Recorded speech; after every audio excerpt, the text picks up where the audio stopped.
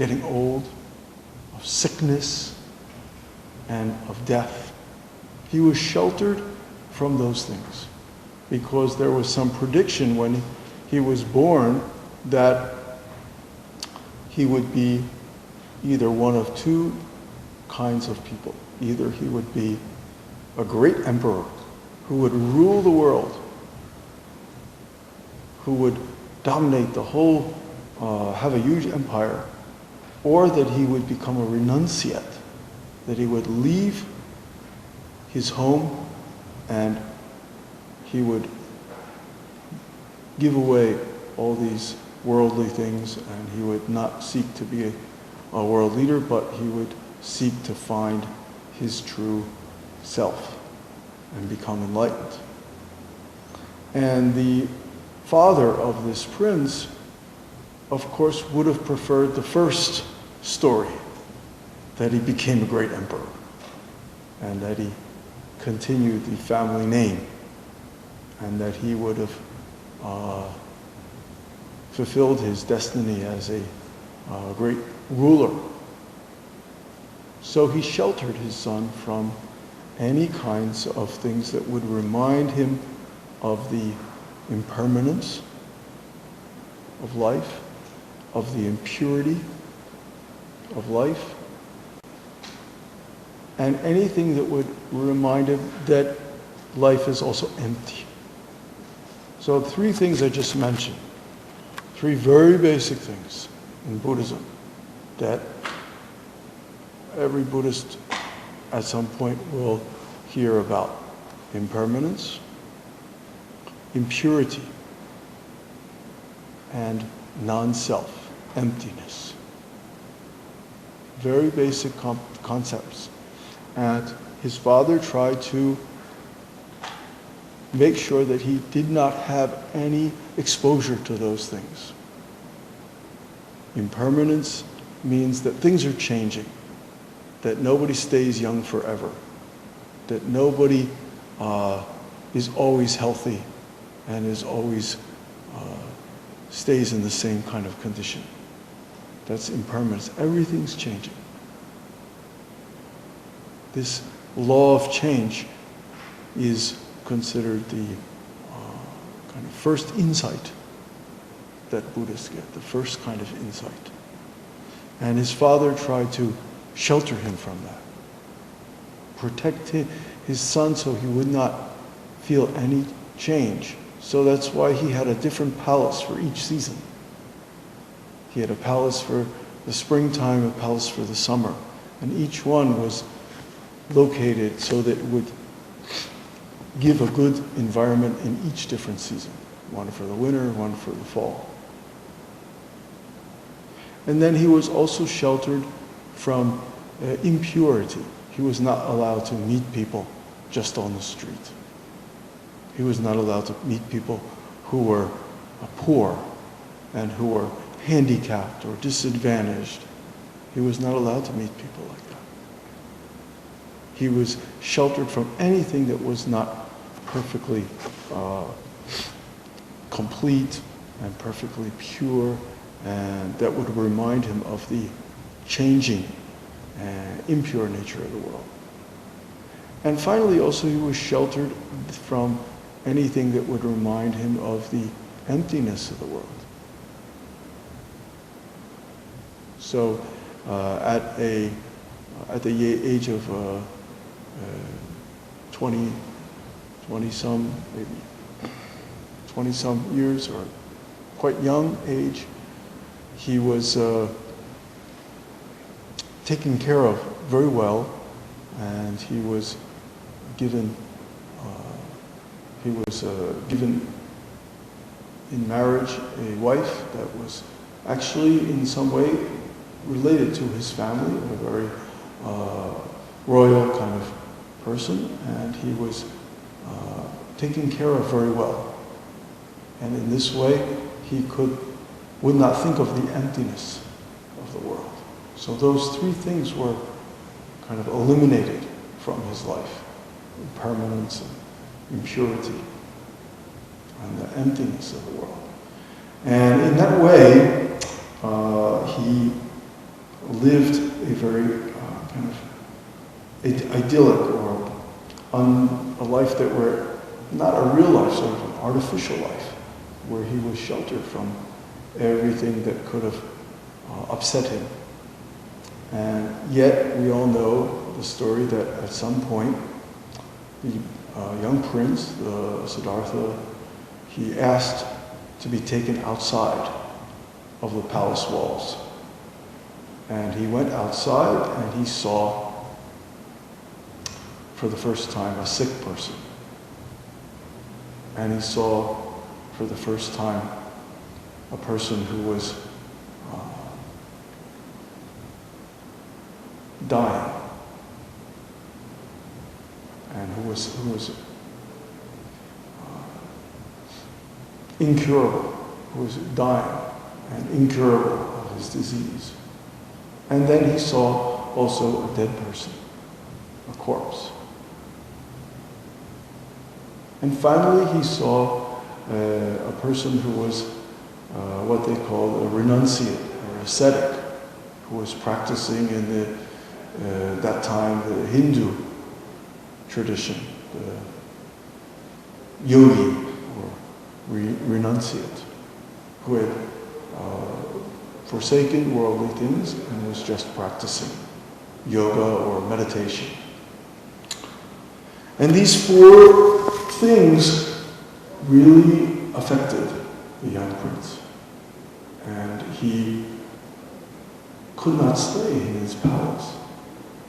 And he could not feel satisfied even though he had a beautiful wife and he had many beautiful people around him to help him, many beautiful things. He could not feel satisfied.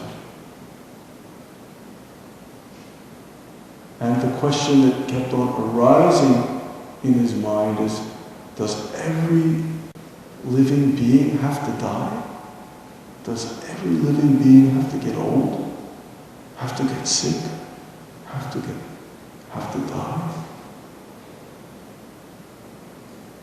And this question would not leave him. And even though he was blessed, we can say, so to speak, blessed with the birth of a son, his wife gave him a son, that question still remained. And he did not consider the son a joy and a pleasure. In fact, he gave the son a name which, the name Rahula, means an obstacle. Kind of not very positive. Give your son the name obstacle or hindrance. But that was the result of the Buddha, or Siddhartha. He was not yet known as the Buddha at that time, dwelling so much on this question of birth and death. And finally, he, in the middle of the night, left the palace and went to the forests and the mountain. Went to the forest and the mountains in search of the truth, or some search of a teacher who could give him the truth.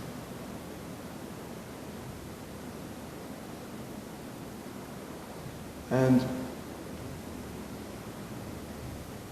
we celebrate the birth of the Buddha, but it was the whole question of birth and death that the Buddha, that bothered this young prince so much that he finally had to leave his home and leave all the people who cared about him, and actually created some trouble for his family by doing that. You can imagine if somebody suddenly left their newborn son and left their wife and their family and left their royal palace and their country behind. It would create a problem. It's not something you can take lightly. It certainly created a serious problem for his wife. Don't you think so? And he went to the forest, and he went to the mountains, and he practiced asceticism. And many accounts say that he ate maybe only one very small grain of rice every day. He ate very little food, and his body became very withered, and you could see his bones sticking out.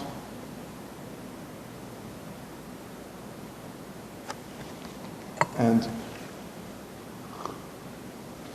finally, after several years of this kind of ascetic practice, and after also being with other ascetics and trying to learn from them a way to the truth, he decided that this was not going to be a fruitful way to practice. This was not going to help him. To be an ascetic was not helpful. To eat so little, become so thin, and become like a bunch of bones was not helping him to the truth, and he accepted a offering of bowl of milk. Some say it was a milk pudding or something like that, a porridge. And when he accepted that offering, the other ascetics who were with him decided that he was broken, that he was damaged, that he had left his ascetic vow behind. And he accepted that nutritious bowl of milk, or milk porridge, rice milk porridge, and he went down to the side of the river, and he meditated for under the, what we say, the Bodhi tree, actually. He went to the Bodhi tree and he meditated for 49 days. And during that time, he found what we call he had a great awakening and found what we call the middle way. Not the way of being an ascetic and not the way of living a life of luxury. He found what we call the middle path. And the rest of the story, I think you already know. That the Siddhartha was no longer Siddhartha. He became known as the Buddha, Shakyamuni Buddha.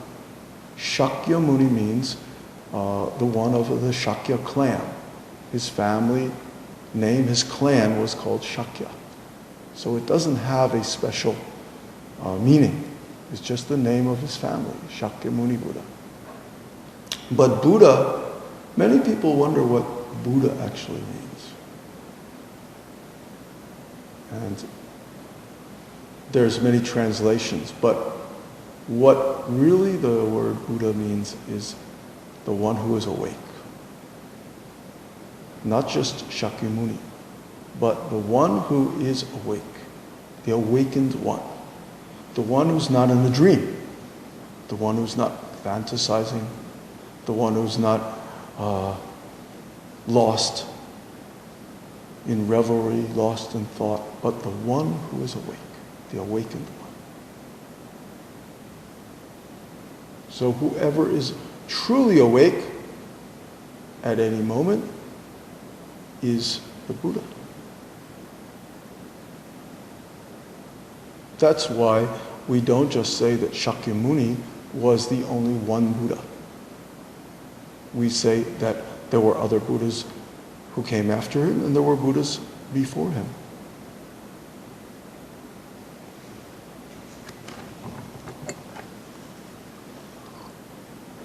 One of the differences that you'll notice if you go to countries in Southeast Asia, for example, Thailand or Sri Lanka or Myanmar, is that they celebrate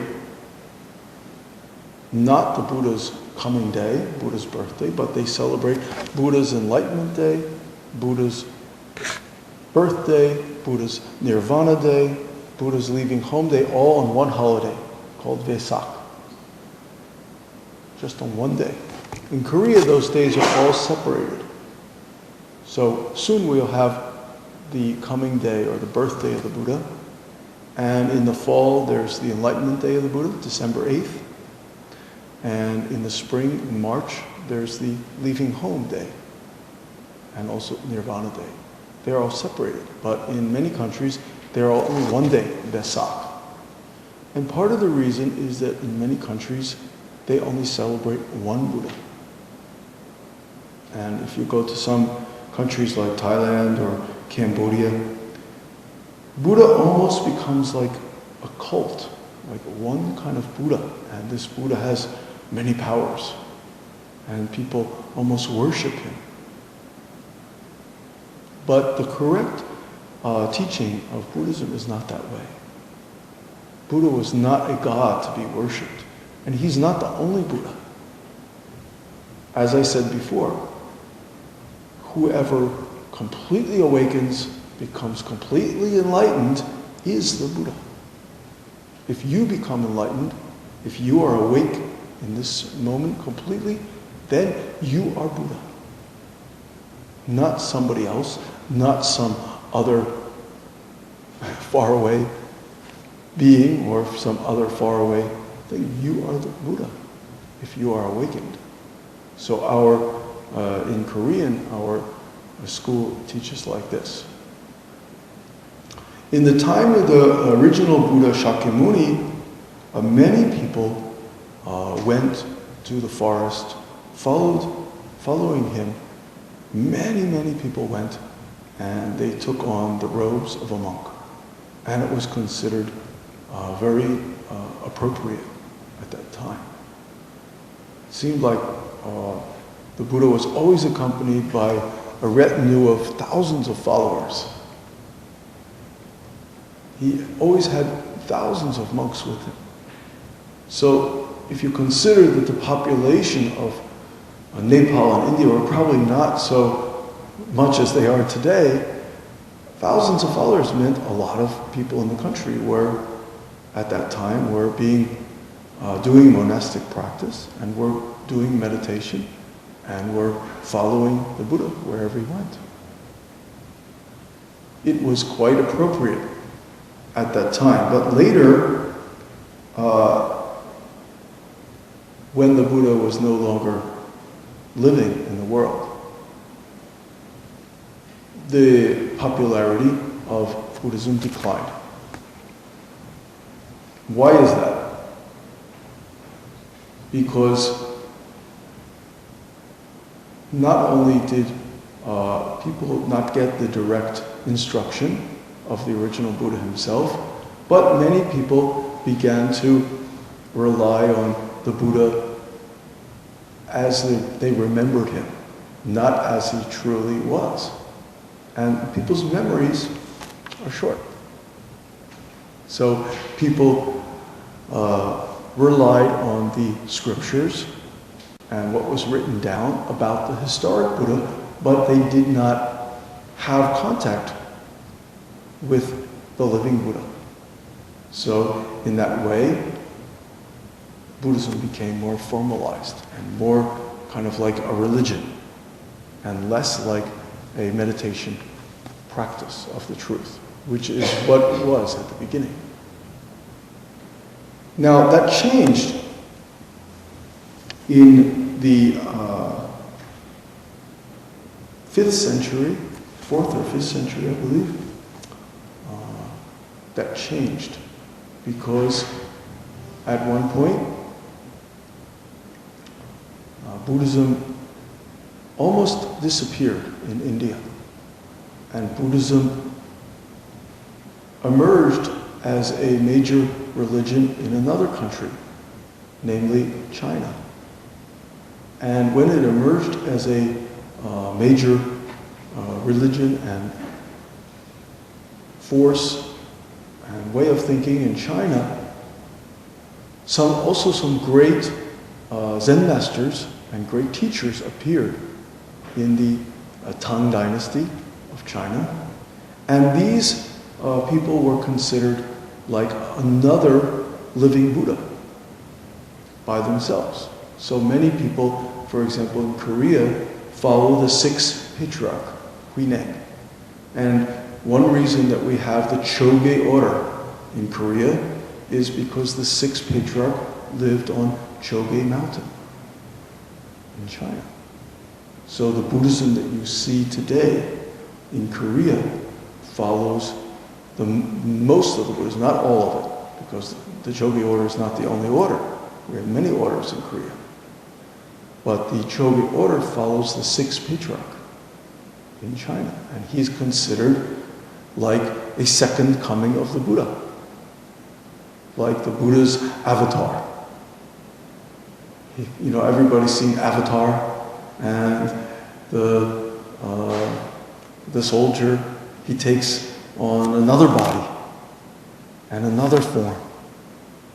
And in Buddhism, we say that this Buddha will reincarnate and like an avatar and can appear as a modern day version. So for the Chinese, that living Buddha was the sixth patriarch. He had really great wisdom, and he really revolutionized the thinking of people at that time. Completely revolutionized their way of thinking. He gave them some really very strong and clear teachings about the mind and how the mind functions and how within the mind is the essence of what we call the self, and that you shouldn't look somewhere else. And he destroyed a lot of notions about Buddhism that were that had kind of had accumulated at that time. So almost we say that it's like the Buddha appeared by himself, but in a different form, like his avatar came, and we say that's Huineng, the sixth patriarch. He was known later as the sixth patriarch because he was the sixth in line after Bodhidharma, who left India and came to China. And Bodhidharma was an Indian monk, but Huineng was a Chinese. And he was, one of the things that he really taught to people was that my nature is originally pure.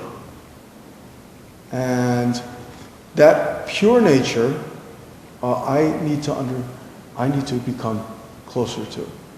And if you find that pure nature inside yourself, then your doubts will all be cleared up. All your doubts about why you are living in this world and what your purpose is, all will be cleared up. But you have to find that pure essence, what he called the essence of mind, the essential part of your mind. And this is the teaching that Korean Buddhism, Chogi order, follows, sixth patriarch. They trace themselves to sixth patriarch. Of course, sixth patriarch at the time was a great sage, a great teacher, and at the time it was appropriate that many people studied his teaching. Now we have to look for another avatar in this day and age, who is another, we say, incarnation of a Buddha, or incarnation of the sixth patriarch, perhaps.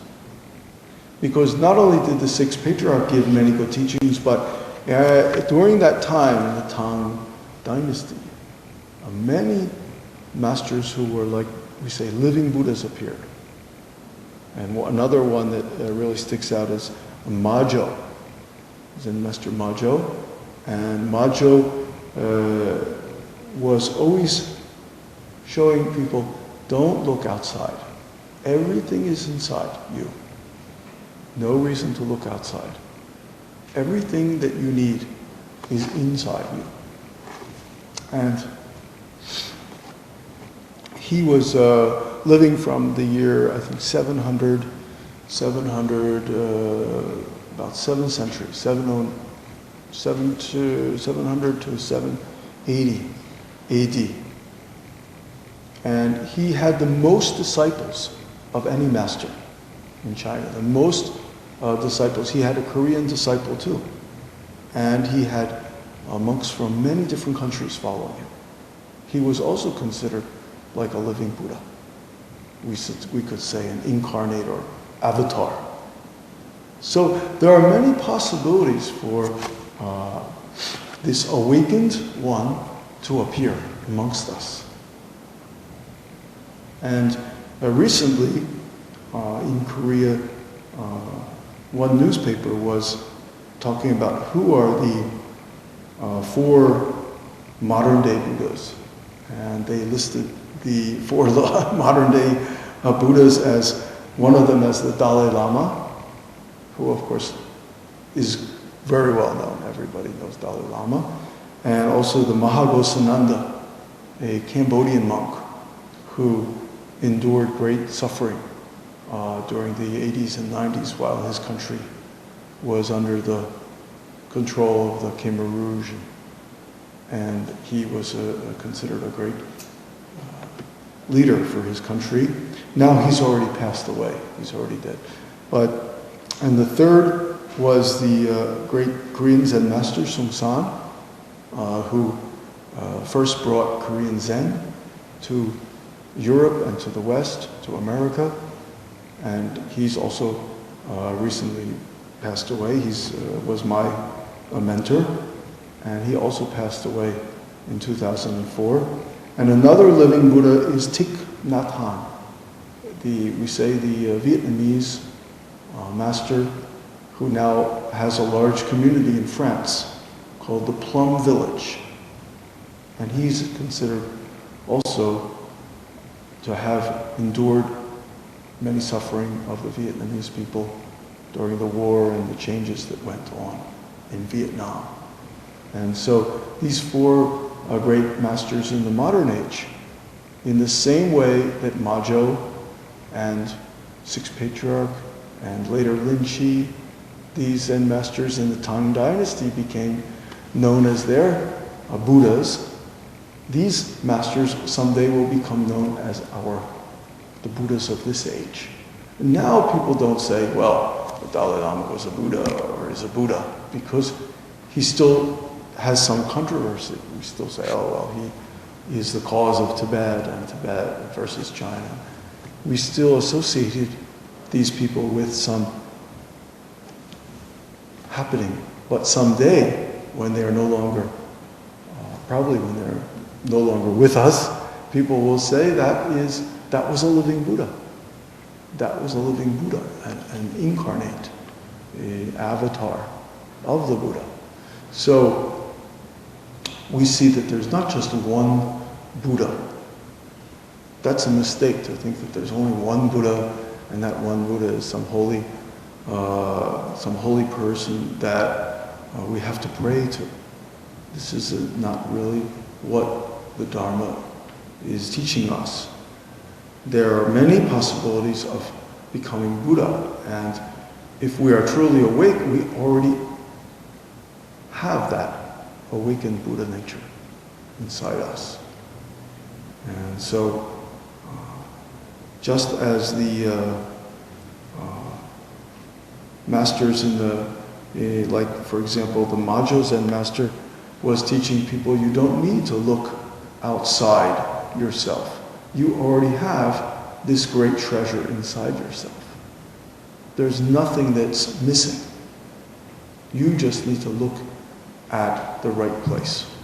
And if you look at the right place, you'll see that nature, that pure nature inside, also that the Sixth Patriarch talked about. But many times we do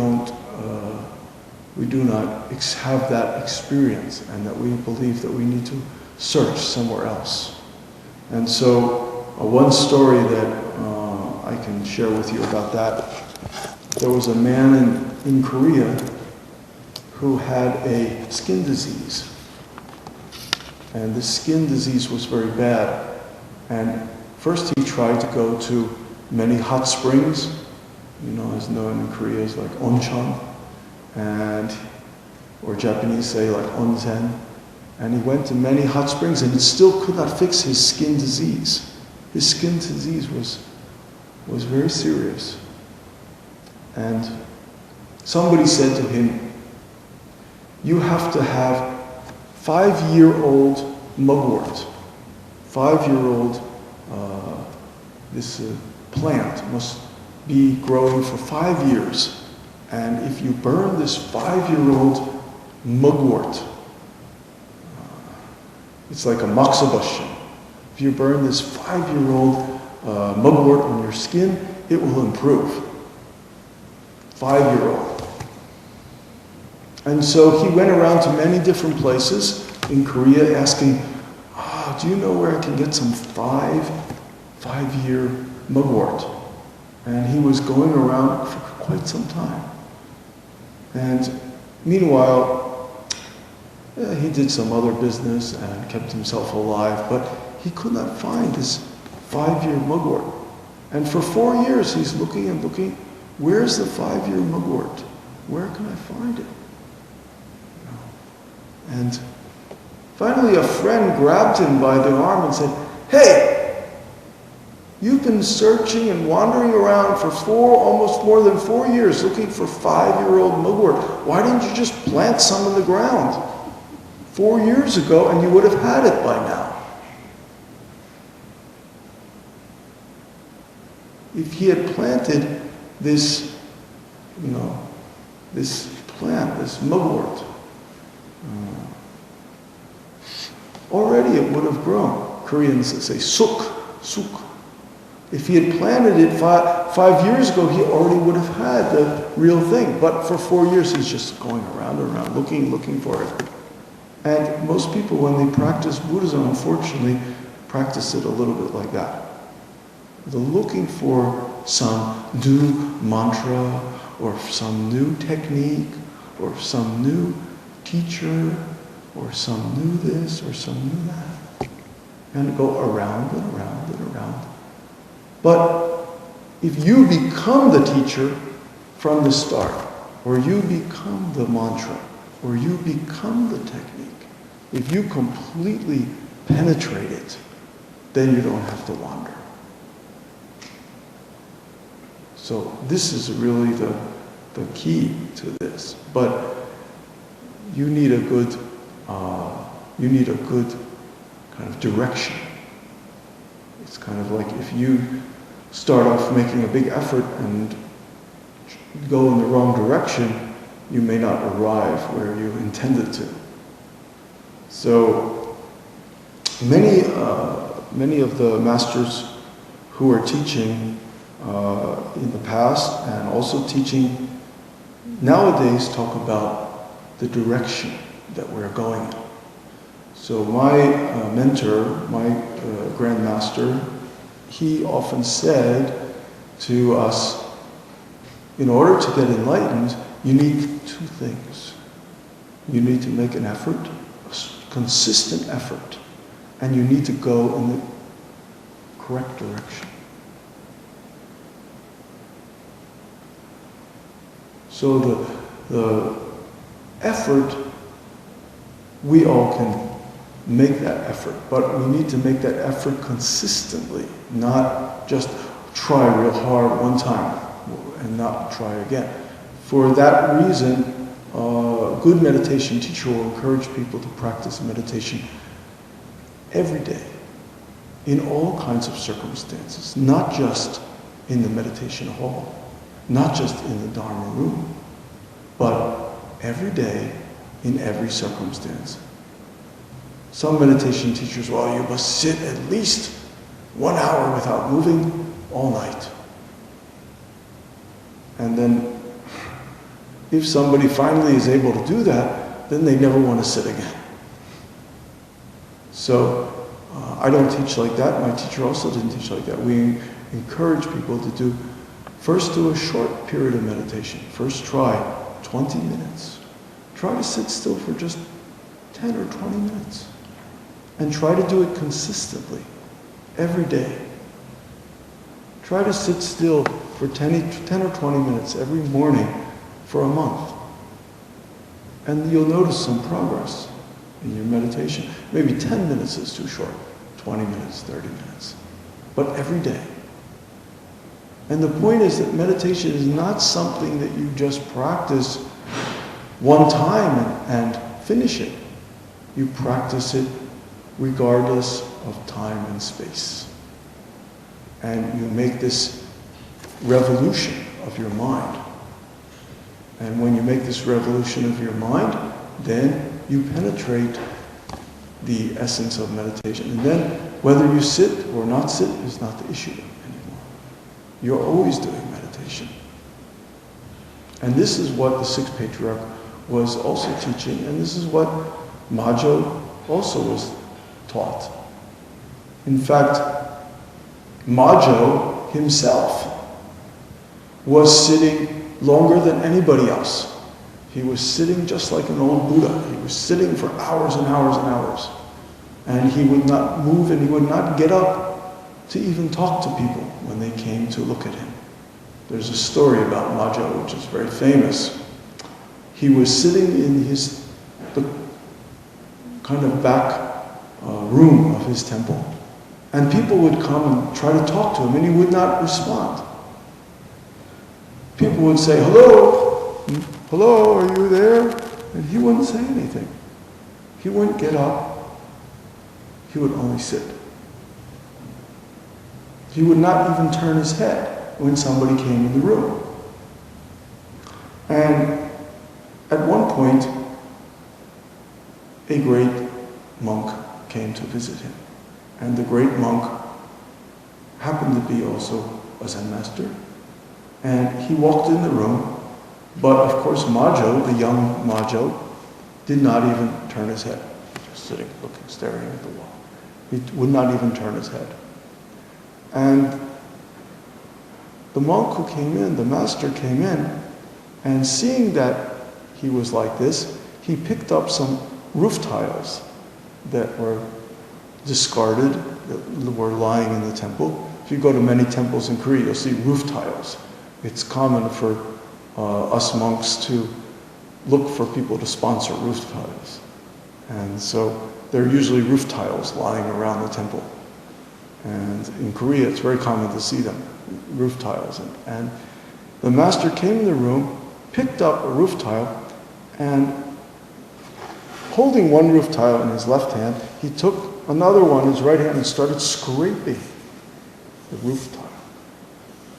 And this, when you scrape one roof tile against another, it makes a very loud sound, like a sound, like this kind of sound. It's scraping sound. And finally, Majo could not sit still anymore. It was getting kind of noisy. There's this loud scraping sound. And he looked at the master. He said, "What are you trying to do with those tiles?" And he said, "I'm making a mirror." Then, "I'm making a mirror." Then Majo looked at him and said, "How can you make a mirror scraping roof tiles?" And then the master looked at him and said, "What are you trying to do?" And he said, "I'm sitting to become a Buddha." And he said, "How can you become a Buddha? By just sitting."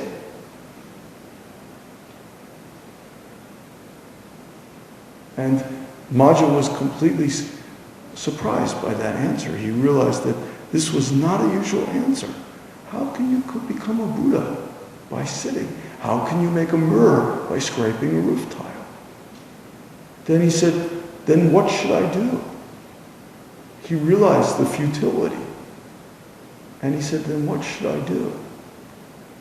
And then the master who came to visit him said, if you are in a horse-drawn wagon or cart, and you want the cart to go, do you whip the horse or do you whip the cart? What's obvious, you whip, you have to hit the horse. You don't hit the cart.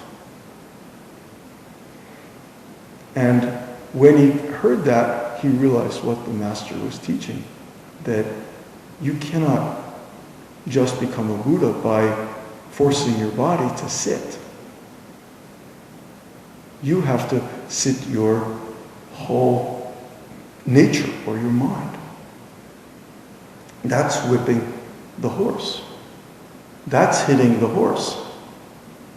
You have to get your mind to sit down. You have to get your nature to completely calm down, not just your body. And so that was a very revolutionary moment in Zen. When Majo got that teaching, he had some awakening. And then it said he continued, of course, sitting, but then he also met people. When somebody came in, he was there for them and he was teaching them. And so that was quite a turning point in the history of Buddhism and of Zen in particular. So we can see that this Buddha is not just one historical Buddha. Soon we'll have this celebration of the coming of Buddha. But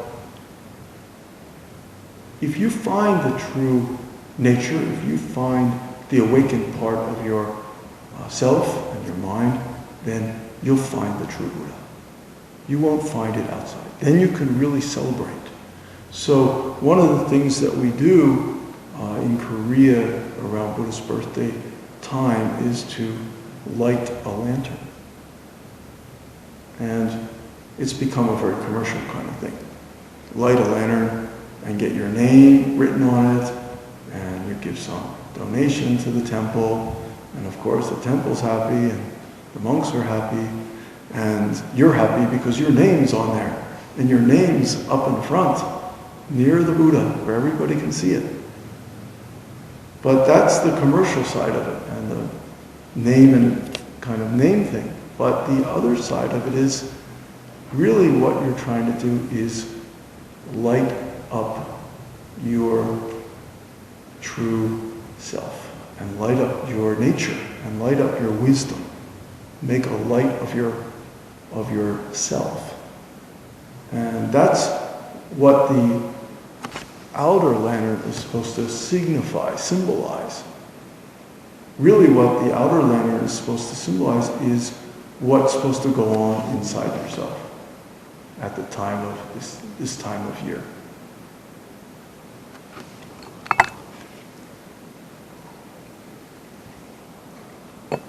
So does anybody have if anybody would like to ask a question or like to clarify what I was talking about the celebration of Buddha coming to this world and the world of meditation, how we practice meditation, how we practice the Zen or Sun, then I'd be happy to take your question. Yes? I have a question about the baby Buddha pointing up and pointing down. Yeah. And the water that we pour. Okay, good. What does all that mean? First, the baby Buddha pointing one finger up at the sky and one finger down at the ground. We have heard that when the baby Shakyamuni Buddha was born, that he came out of his mother's side. It was not a usual birth. He came out of his mother's side and he took 7 steps. And as he took those steps, under each step that he took, a lotus flower appeared.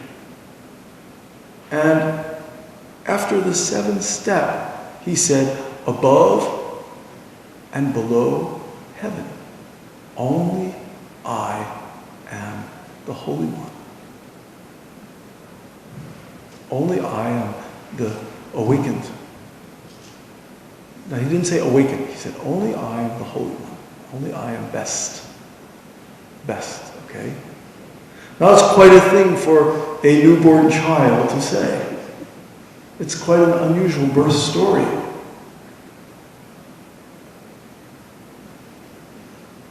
And what does that mean? He said above and below, and that's why he pointed the fingers.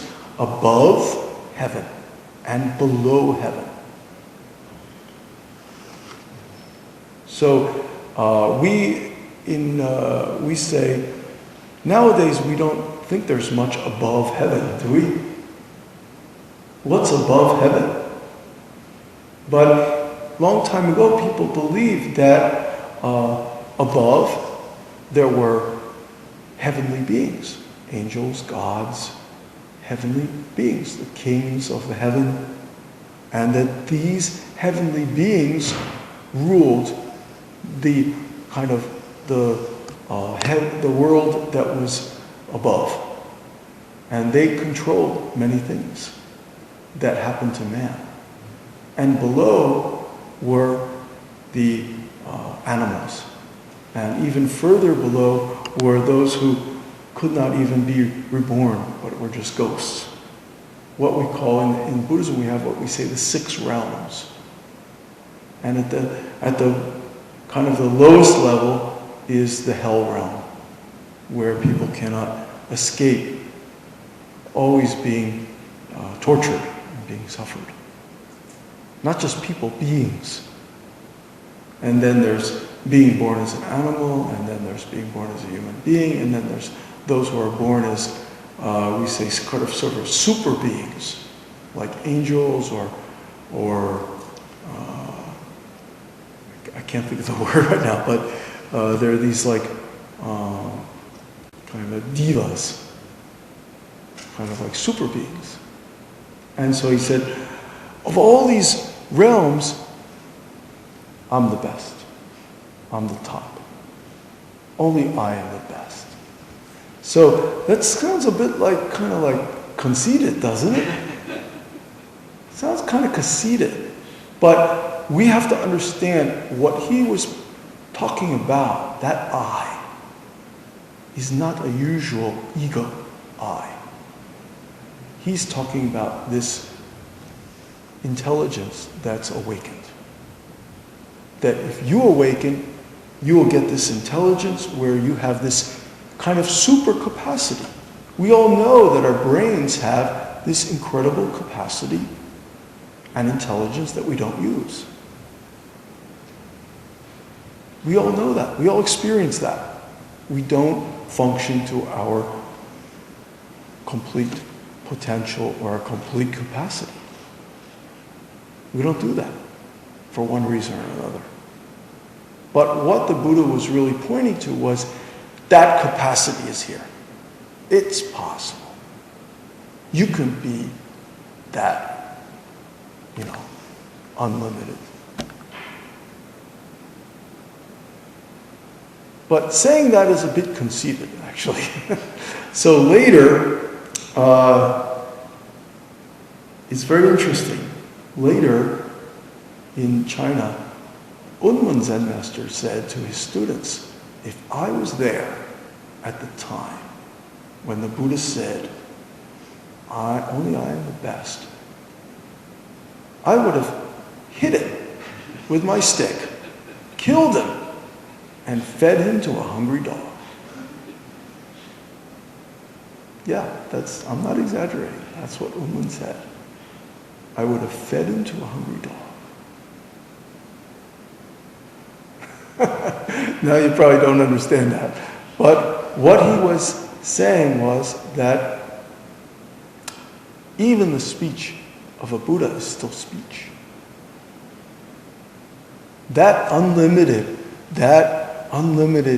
capacity, that brilliance, you can't even put it into words. So he put it into words at that moment when he was born.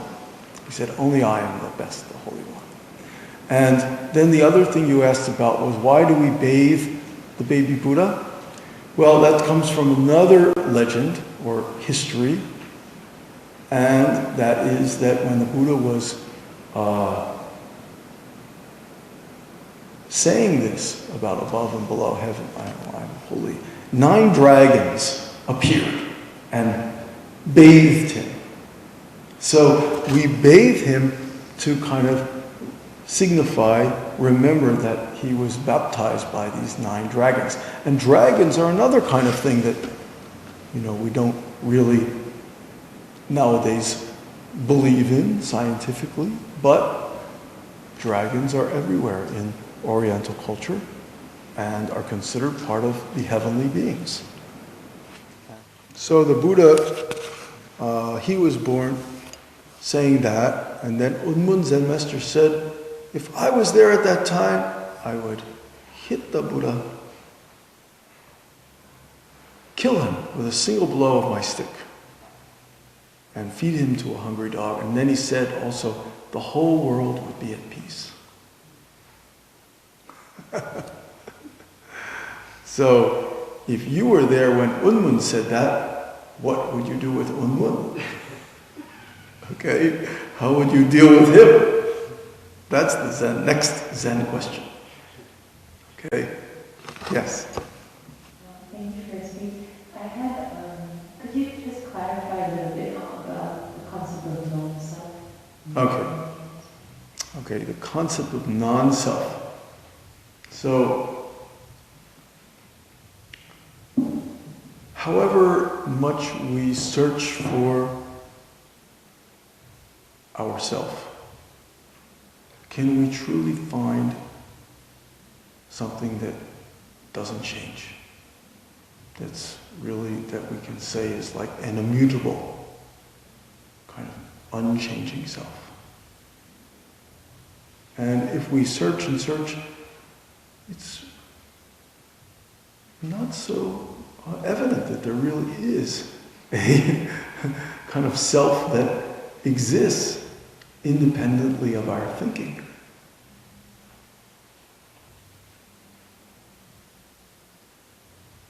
So the notion of the non-self is very much a part of Buddhism, and especially a part of what we call Theravadan Buddhism.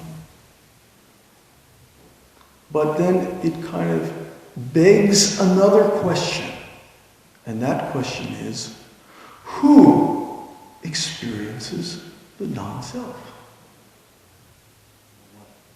Or what experiences the non-self? So Buddha's teaching is not a lie, and Buddha's teaching also was that there is no self that we can, like permanent self that we can define.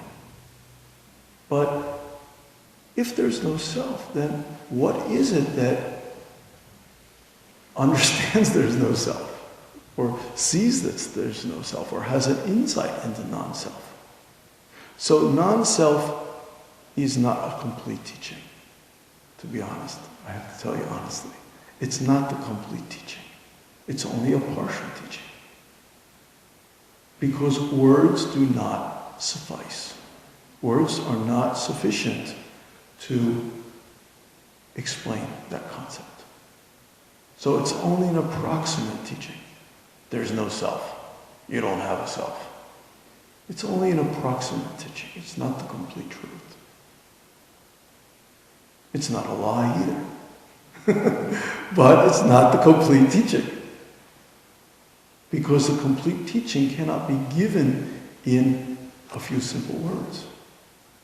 Okay? So we say you have to practice or experience this teaching. And you have to have some practical experience, and then you get it for yourself. Get it for your non-self.